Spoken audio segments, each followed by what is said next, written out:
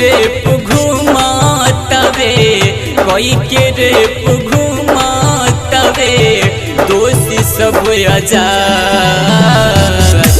होता लड़की सन के जिंदगी बर्बाद होता लड़की सन के जिंदगी बर्बाद। सरस्वती रिकॉर्डिंग स्टूडियो बरवा महादेवा।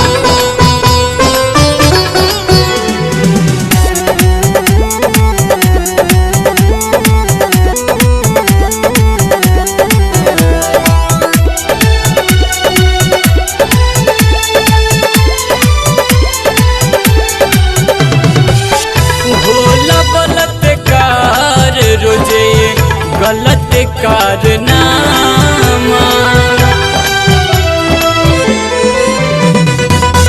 होला बलात्कार रोजे गलत कारनामा बोलत नहीं खे सरकार बोले ना जमाना करतब छानबीन करतब छानबीन मुआला के बाद होता लड़की सन के जिंदगी बर्बाद होता लड़की सन के जिंदगी बर्बाद।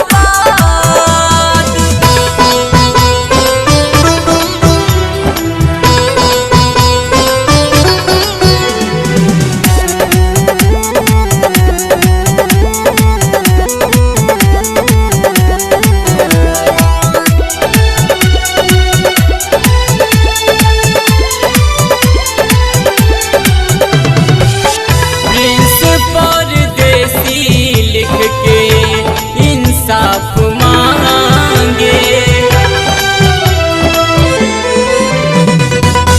प्रिंस परदेसी लिख के इंसाफ मांगे संदीप परदेसी निर्भय कहे इंडिया जागे डूब जाई भारत ना तो डूब जाई भारत ना तो करी जा विचार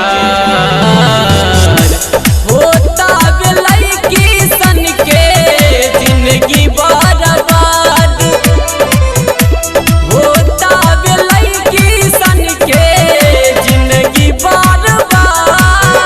सरस्वती रिकॉर्डिंग स्टूडियो बरवा महादेवा।